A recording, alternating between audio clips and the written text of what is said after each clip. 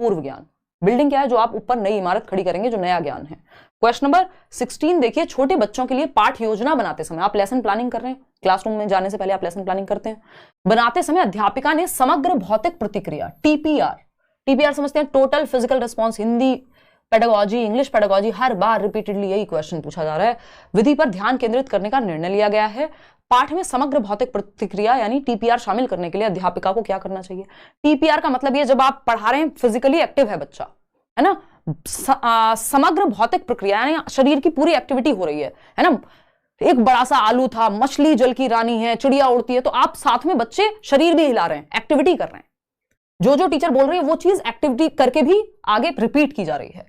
तो गतिविधि न करवाना, तो गतिविधि तो बिल्कुल करवानी ही है। इसका मतलब ही इस मेथड का टोटल फिजिकल रिस्पॉन्स, गतिविधि होना, है ना। कक्षा में कुछ शारीरिक गतिविधियां करनी चाहिए, बिल्कुल सही बात है। गतिविधियां कराएं जो अपनी सीट पे बैठे बैठे नहीं हो सके और जोड़ों या समूह में काम करें। क्यों भाई, खड़े हो जाएंगे तो क्या हो जाएगा?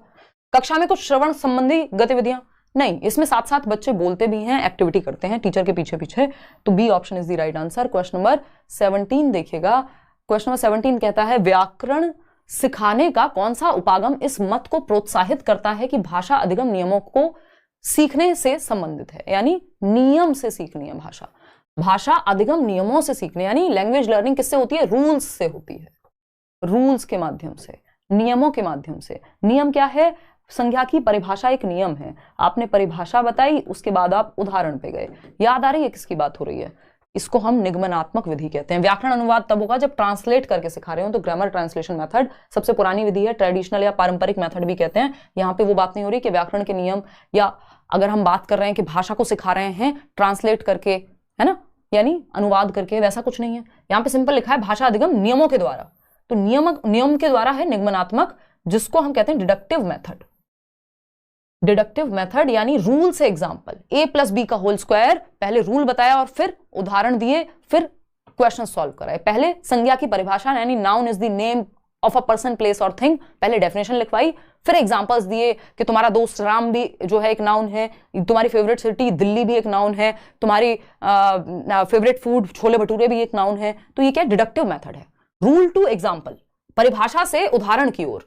आगमनात्मक क्या है? ये इंडक्टिव मेथड है, जहां उदाहरण से नियम की ओर जाते हैं हम। पहले उदाहरण संज्ञा का, बाद में परिभाषा। संप्रेषणात्मक होता है जब आप कम्युनिकेशन के माध्यम से, यहाँ पे रूल्स पे ज्यादा प्रभाव, मतलब रूल्स का प्रभाव होता नहीं है, लेकिन यहाँ रूल की बात हुई है। निगमनात्मक। क्वेश्चन नंबर 18 देखिएगा, फटाफट से जवाब दीजिएगा।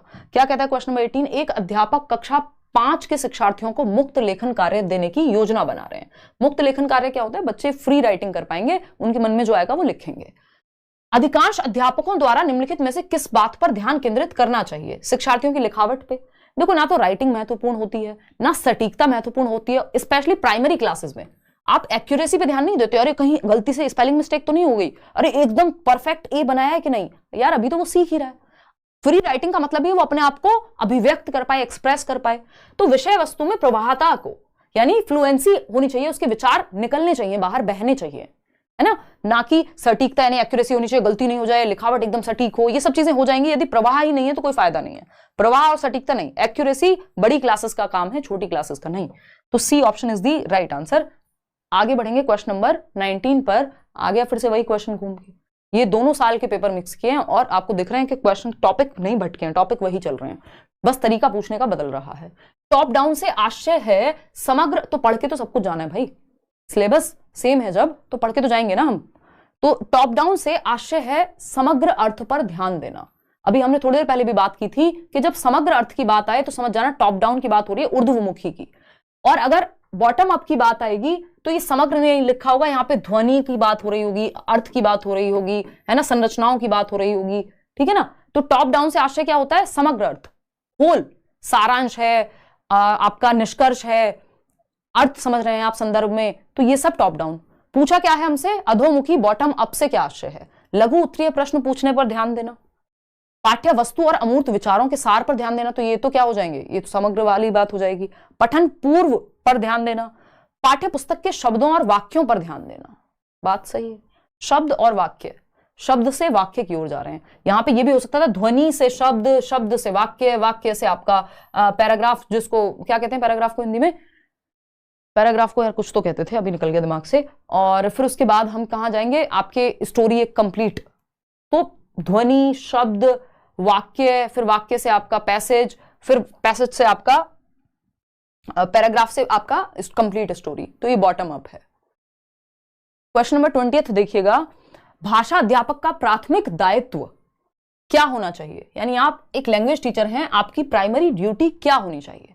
फटाफट से बताइए। नहीं, पंक्ति नहीं कहते, पंक्ति तो हम एक तरह से एक लाइन को कह रहे हैं, गद्यांश कहते हैं। एग्जैक्टली अनुच्छेद कहते हैं भाई, गद्यांश भी नहीं, वो तो प्रोज और वो हो जाएगा आपका। अनुच्छेद कहते हैं हम पैराग्राफ को। बिल्कुल, बहुत बढ़िया जिन्होंने भी बताया। हाँ, चलिए आगे बढ़ते हैं। अवनीश द्विवेदी ने बताया, ठीक है जी, चलिए आ जाइए। तो अगर हम बात करें भाषा अध्यापक का प्राथमिक दायित्व क्या हो, मुख्य ड्यूटी क्या हो, परसों 9 बजे मिल रहे हैं, सीडीपी खत्म करेंगे, साल भर बाद मैराथन हो रही है ना, तो आराम से मस्त तरीके से करेंगे, कोई दिक्कत नहीं है।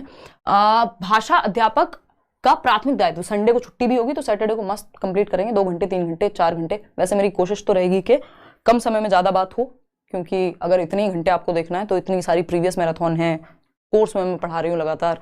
भाषा अध्यापक का प्राथमिक दायित्व क्या होना चाहिए? शिक्षार्थियों को निर्देश देना। सिर्फ निर्देश देने से बच्चे एक्टिव नहीं होते। शिक्षार्थी की संप्रेषणात्मक आवश्यकताओं की पहचान करना, भाई उसकी अपनी बात को कहने की नीड क्या है। बिल्कुल सही बात है। शिक्षण के लिए आपको बच्चे की भलाई वाला उत्तर चूज करना है, बच्चा जहां ज्यादा सक्रिय है, एक्टिव है, वो चूज करना है। शिक्षण के लिए उपयुक्त विषय वस्तु का चयन करना, चलो ये भी है, लेकिन ये प्राथमिक दायित्व नहीं हो सकता। इससे ज्यादा महत्वपूर्ण नहीं हो सकता कि आप बच्चे की आवश्यकताओं की पहचान कर रहे हैं कि उसको अपनी बात को कहने में, दूसरे की बात को सुनने में आवश्यकता किस चीज की है। नहीं तो वो चुप बैठा रहेगा, बच्चा अपने आप को एक्सप्रेस ही नहीं करेगा, अभिव्यक्ति ही नहीं करेगा। शिक्षार्थियों के विभिन्न वर्ग समूह बनाना, बस अलग अलग ग्रुप बना दो, नहीं, तो बी ऑप्शन ज्यादा बेहतर है। और जो ऑप्शन इन चारों में से बेस्ट होगा वो सही है, अदरवाइज चारों सही है, क्या दिक्कत है ना। क्वेश्चन नंबर 21 देखिए एक बार। क्वेश्चन नंबर 21 क्या कहता है? एक छोटी बच्ची कोई एक पुस्तक उठाती है। ये पता नहीं कितनी बार ये क्वेश्चन, ये पहले भी आता था जब आपका ऑफलाइन पेपर हुआ करता था, ऑनलाइन से पहले भी, अभी भी वैसे ही आता है। एक बस पहले इंग्लिश में ही आया करता था, अब हिंदी में भी आने लग गया, क्योंकि हिंदी जो है इंग्लिश का ही अब ट्रांसलेशन दे देते हैं ये लोग। एक छोटी बच्ची कोई एक पुस्तक उठाती है, कोई एक बुक उठाई एक छोटी बच्ची ने। बुक तो मेरे पास यहाँ नहीं है, टेक्स्ट के कुछ पेपर्स पड़े हुए हैं, है ना। तो मान लीजिए ये उठाई, अब इस पे कुछ एक ही जगह पे कुछ लिखा हुआ है, अगर मान लो इस पे कुछ पिक्चर विक्चर होती है, उठाई, देख रहे हैं हम, ठीक जी। फिर उसके बाद क्या कर रही है? और उसके पृष्ठ पलटती है। अब उसको कुछ समझ में आ रहा हो नहीं आ रहा हो, वो क्या कर रही है? पृष्ठ पलट रही है, ठीक है जी। ये तो निशा शर्मा है, ठीक, ये तुम्हारी ITR यहाँ की पड़ी है, देखो एक बार। चलिए खैर, तो पृष्ठ पलट लिए हमने।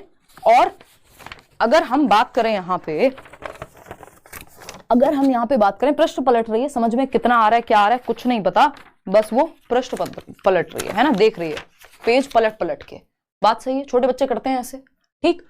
उसके पृष्ठ पलटती है। इन सब में क्या सम्मिलित है? उद्गामी समाधान कौशल, कोई समाधान निकाल रही है।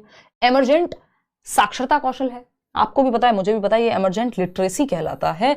एक बच्चा जब किताब को पलटे, है ना, उसको समझ में आए ना आए, इसमें 2 चीजें शामिल होती हैं जनरली।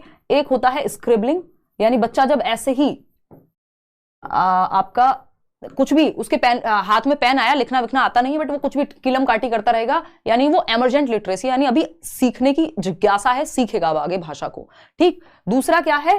स्क्रिबलिंग के अलावा एक और चीज आती है इसमें, जिसको हम कह देते हैं बैबलिंग, है ना। बैबल करना मतलब बाबा, मामा, पापा, वो कुछ भी रिपीट करने की कोशिश करता है, जो आप उससे बात कर रहे हैं वो कोशिश करता है भाषा को बोलने की। तो यानी अभी उसको भाषा आ नहीं गई है, भाषा ये जन्म से ही शुरू हो जाती है कहानी, और आपका जब तक वो स्कूल जाता है 5-6 साल तक भी चलती है, फिर उसके बाद तो वो पढ़ना जब तक सीख नहीं जाता तब तक एमरजेंट होता है, यानी अभी सीखने की प्रक्रिया में है।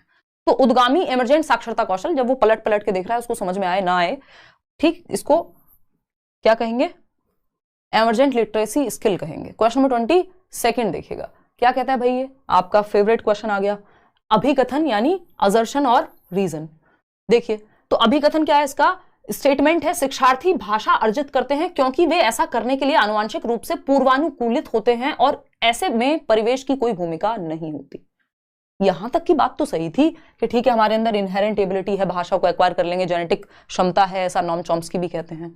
लेकिन ऐसा नहीं हो सकता कि परिवेश की कोई भूमिका नहीं होती। बिना परिवेश के क्षमता ही तो है, आप में हेरिडेटरी या जेनेटिक क्षमता है, बिना परिवेश के भाषा विकसित नहीं हो सकती, है ना। अगर आपके आसपास कोई भाषा ही नहीं बोलता जब से आप पैदा हुए हैं, बेशक आप में क्षमता होती, आप बोल ही नहीं पाते।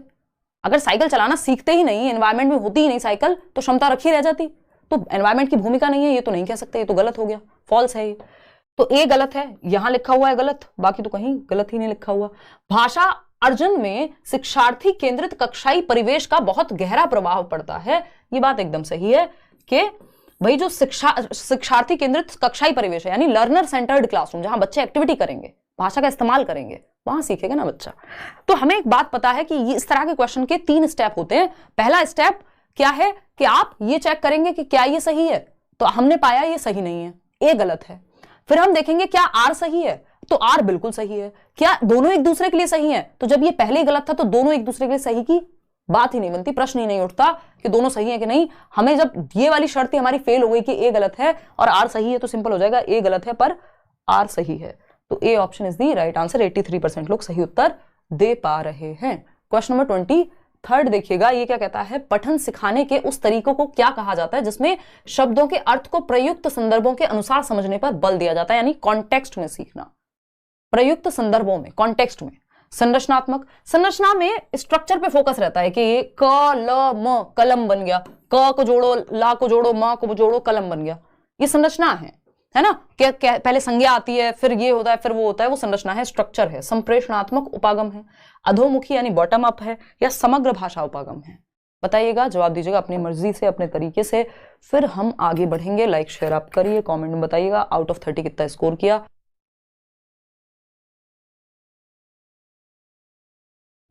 देखते हैं भाई, समझते हैं। अगर हम बात करें तो संरचनात्मक उपागम, संप्रेषणात्मक उपागम, अधोमुखी, क्या क्वेश्चन क्या, फिर से पढ़ते हैं। पठन सिखाने के उस तरीके को क्या कहा जाता है जिसमें शब्दों के अर्थ को प्रयुक्त संदर्भों के अनुसार समझने पर बल दिया जाएगा? संप्रेषणात्मक उपागम है, समग्र भाषा उपागम है, या अधोमुखी यानी बॉटम अप उपागम है? तो इसमें बॉटम अप बहुत सारे लोग कह रहे हैं। और पठन सिखाने के उस तरीके को क्या कहा जाता है जिसमें शब्दों के अर्थ को प्रयुक्त संदर्भों में, संप्रेषणात्मक उपागम, अधोमुखी, संदर्भ, शब्दों के अर्थ को, अधोमुखी के साथ जा रहे हैं हम। इसमें हल्का सा कंफ्यूजन मुझे भी है क्योंकि हिंदी ट्रांसलेशन की वजह से थोड़ा गड़बड़ होता है ना। समग्र भाषा उपागम तो इसे इसलिए नहीं कहेंगे क्योंकि वहां पे फिर हम शब्दों के अर्थ की बात नहीं करते, समग्र रूप से सीखने की बात करते हैं। संप्रेषणात्मक पे मुझे हल्का सा डाउट था, लेकिन वो इसलिए नहीं होगा क्योंकि यहाँ लैंग्वेज को यूज करने की बात उतनी नहीं हो रही है ना। तो बेटर ऑप्शन यहाँ बॉटम अप ही बचता है, फिर भी मैं एक बार इसको चेक कर लूंगी, ठीक है। तो सी के साथ ही हम जा रहे हैं, आगे बढ़ते हैं नेक्स्ट क्वेश्चन पे। नेक्स्ट क्वेश्चन है क्वेश्चन नंबर 24। क्या कहता है, भाषा के बारे में चिंतन करने, और अच्छा क्वेश्चन है ये, भाषा के स्टार मार्क कर सकते हो आप इसको। भाषा के बारे में चिंतन करने, और ये हर सब्जेक्ट में आता है अब, मतलब सीडीपी, हिंदी, इंग्लिश, तीनों में। भाषा के बारे में चिंतन करने और बात करने की योग्यता को क्या कहेंगे? थिंकिंग अबाउट लैंग्वेज, और बात भी करना उसके बारे में, है ना, कि ये चिंतन कैसे होता है, क्या होता है, ठीक। अधिभाषिक या विचार विमर्श योग्यता, ध्वन्यात्मक, यानी ध्वन्यात्मक तो फोनोलॉजिकल हो गया जब आप साउंड की बात कर रहे हैं। निपुण वक्ता, तो सिर्फ वक्ता की बात थोड़ी हो रही है, सोचने की भी बात हो रही है ना। ये थोड़ी कह रहे हैं कि बोलने की बात हो रही है, बहुत अच्छा बोलते हैं आप। उद्गामी साक्षरता, ये एमर्जेंट लिटरेसी भी नहीं है कि बच्चा पलट के देख रहा हो। भाषा के बारे में चिंतन यानी थिंकिंग अबाउट लैंग्वेज और उसके बारे में बात करना, ये अधिभाषिक या विचार विमर्श योग्यता है। इसको मेटाकॉग्निटिव स्किल भी कह सकते हैं लोग। आगे बढ़ेंगे इंग्लिश में, आगे बढ़ेंगे क्वेश्चन नंबर 25 पे 5 सवाल और हैं। एक माँ ने कक्षा 2 की अध्यापिका से पूछा कि मैंने इस बात पर ध्यान दिया कि मेरी बच्ची कभी कभी ऐसे शब्द बोल जाती है जो उसने कभी अपने वयस्कों से या भाई बहनों से सुने ही नहीं है आसपास। यह कैसे संभव है? इस प्रश्न का निम्नलिखित में से सबसे उपयुक्त आंसर क्या है कि एक बच्चा वो शब्द इस्तेमाल कर रहा है जो उसने कभी सुने ही नहीं अपने आसपास।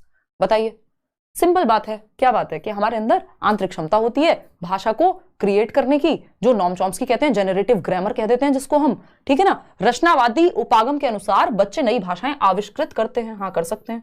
बच्चे भाषा केवल अपने वयस्कों से अनुकरण करके सीखते हैं, तो ये व्यवहारवादी या स्किनर के बारे में जब क्वेश्चन पूछा जाए, जो कि पूछा जाता है, तब आप कहेंगे हाँ अनुकरण करके सीख लेते हैं, नकल करके, ठीक है ना। रचनावादी लोग ऐसा नहीं कहते, वो कहते हैं रचना करते हैं वो भाषा की।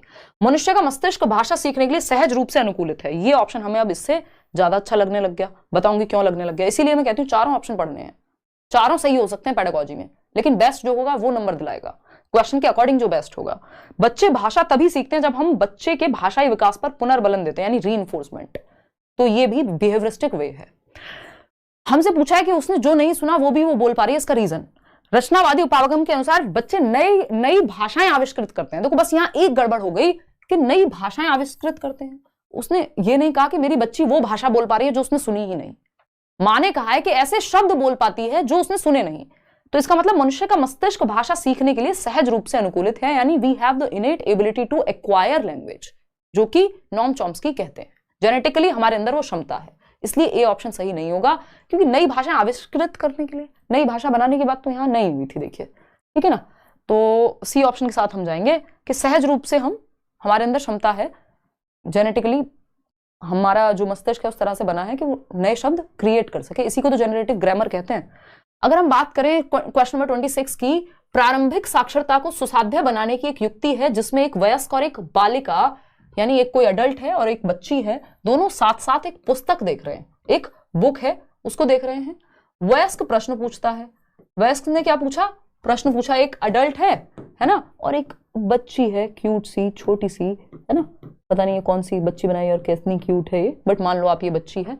अब अडल्ट ने क्वेश्चन पूछा बच्ची से, बुक पढ़ रहे हैं दोनों मिलकर के, आपसी संवाद को प्रोत्साहित करता है, आपस में डिस्कशन करेंगे, डायलॉग करेंगे। फिर दोनों की भूमिका बदलती है। इस बार बच्ची अडल्ट से क्वेश्चन पूछ रही है कुछ पढ़ के चैप्टर से, बालिका वयस्क से प्रश्न पूछती है। यह युक्ति क्या कहलाती है? साझा पठन नहीं कहते, साझा पठन नहीं कहते। यार आप लोग इंग्लिश वाली मैराथन, मतलब इंग्लिश वाला मॉक टेस्ट देख लेते ना, इतनी गलती नहीं होती, क्योंकि इन्होंने बताया बहुत सोच समझ के काम किया सीबीएसई ने। इन्होंने कहा कि हम लैंग्वेज 1 की इंग्लिश का ही ट्रांसलेशन करेंगे हिंदी में, लैंग्वेज 1 की जो हिंदी होगी, है ना, और लैंग्वेज 2 की ही, जो लैंग्वेज 2 है दोनों वो सेम मिलेंगी और लैंग्वेज 1 दोनों सेम मिलेंगी। अब मजे की बात क्या है, कोई भी दोनों सेम लैंग्वेज तो ले नहीं सकता। अगर आपने लैंग्वेज 1 हिंदी लिए तो आपको लैंग्वेज 2 इंग्लिश लेनी पड़ेगी, है ना। तो खैर ये कहानी अलग है। अब यहाँ पे देखो सिंपल बात है, साझा पठन होता है शेयर्ड रीडिंग। शेयर्ड रीडिंग में जनरली आपको ये नहीं मिलेगा कि एक अडल्ट है, क्वेश्चन इस तरह से नहीं पूछेगा कि एक अडल्ट है। शेयर्ड रीडिंग बच्चे आपस में पीयर्स, सहपाठी, क्लासमेट्स, ग्रुप बना के सीख रहे होंगे, वो शेयर्ड रीडिंग है ना। या हाथ से टीचर होगा और सब बच्चे भी पढ़ रहे हैं साथ में। लेकिन एक अडल्ट है, एक वयस्क है और एक बच्चा है, ग्रुप की बात नहीं हो रही है। शेयर्ड रीडिंग में हमेशा ग्रुप की बात होती है ना, किसकी? समूह की बात हो रही है, 2-4 बच्चे, 2-4 लोग होंगे उसमें। यहाँ पे एक वयस्क है और एक बच्ची है, इसको हम संभाषिक पठन कहते हैं। इस बार से क्वेश्चन पूछना शुरू किया इन्होंने, इसको हम क्या कहते हैं? डायलॉगिक रीडिंग कहते हैं। यानी डायलॉग हो रहा है, एक बच्ची सवाल पूछ रही है, फिर अडल्ट जवाब दे रहा है, फिर अडल्ट जवाब दे रहा है, फिर बच्ची सवाल पूछ रही है, दोनों मिलकर के पढ़ रहे हैं। यानी रीडिंग भी हो रही है और डायलॉग भी हो रहा है, डायलॉग दो लोगों के बीच में, है ना। तो संभाषिक पठन है, सी नहीं हो सकता इसका जवाब। साझा पठन में ग्रुप होता है, एक मॉडल पठन होता है, टीचर जब पढ़ के दिखाए कि भाई ऐसे पढ़ना है, ये सही उच्चारण है, तो बच्चे फिर पीछे पीछे पढ़ रहे हैं। कथावाचन तो आपको पता ही है, ठीक है ना, कि कोई कथा पढ़ रहा है कोई बच्चा, तो संभाषिक पठन है, डायलॉगिक रीडिंग है। जब एक अडल्ट हो और एक बच्ची हो, जब ग्रुप हो तो वो शेयर्ड रीडिंग हो जाएगा। अगर ये संभाषिक नहीं होता ऑप्शन में, तब हम एक बार को शेयर्ड के साथ जा भी सकते थे। एक अध्यापक शिक्षार्थियों के भाषा के श्रवण कौशलों का विकास कैसे कर सकता है? देखिए आपको पता है 4 प्रकार के कौशल हैं, सु, बो, पाली। ये सिंपल एक फंडा हमने बनाया हुआ सालों साल से, सु, बो, पाली, सुनना, बोलना, पढ़ना और लिखना, ठीक है जी। अब एक अध्यापक कौन से श्रवण कौशलों की बात हो रही है? श्रवण कौशल किसको कहते हैं? हम सुनने को ही कहते हैं, ठीक है, लिसनिंग स्किल्स को कहते हैं। इनको कैसे डेवलप करें? विद्यार्थियों को वह सब सुनने के लिए कहना जिसे वे निष्क्रिय होकर सुनते हैं, यानी जिस पे ध्यान ही नहीं होता बच्चे का, वो सुनते हैं, वो पैसिवली या अनकॉन्शियसली भी कह सकते हैं।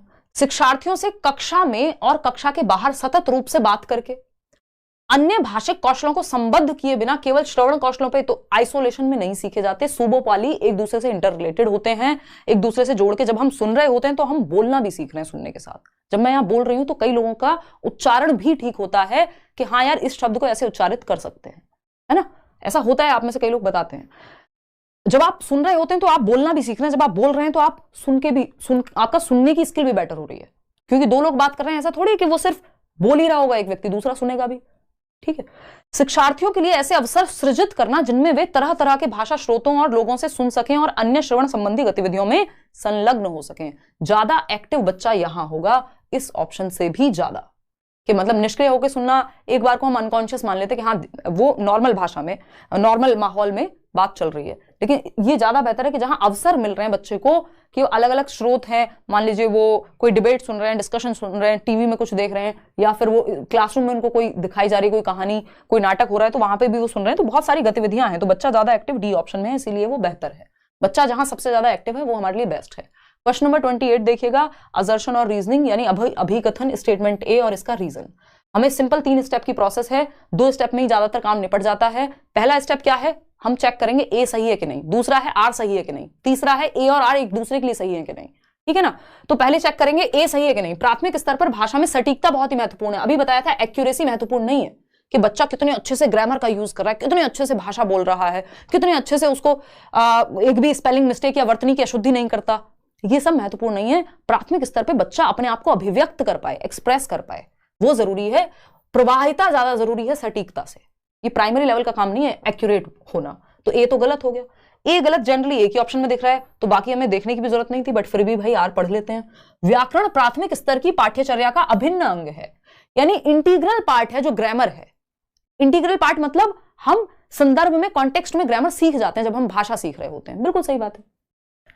तो यहां पे आर जो है वो सही है बट ए गलत है, इसलिए A option is the only right answer over here. आगे बढ़ेंगे, only right option. Question number 29 देखिएगा, सेकंड लास्ट क्वेश्चन है, भाषा अधिगम की प्रकृति और शिक्षण शास्त्रीय व्यवस्थाओं में दोनों की अनुप्रयोगिता के बारे में सैद्धांतिक स्थितियों एवं मतों को क्या कह सकते हैं। भाषा अधिगम की प्रकृति और शिक्षण शास्त्रीय व्यवस्थाएं, क्या हमारी भाषा हम सीखते कैसे हैं, उसका नेचर क्या है, ये सारी बातें हो रही हैं। और दूसरा क्या है, व्यवस्थाओं में दोनों की अनुप्रयोगिता के बारे में सैद्धांतिक स्थितियों एवं मतों को क्या कहते हैं। कि सैद्धांतिक स्थितियां बनाई हैं, कुछ थियोरेटिकल चीजें हैं, कुछ मत बनाए हैं, तो उसको अप्रोच कहते हैं। और इस अप्रोच को अप्लाई करने का तरीका कई बार टेक्निक कहलाता है। तो ये तो थियोरेटिकल क्वेश्चन है, उपागम कहलाएगा कि अप्रोच क्या है, थियोरेटिकल होती है। जब बात आए ना थियोरी की, सैद्धांतिक और या इंग्लिश में थियोरी, तो उपागम की ओर चले जाना।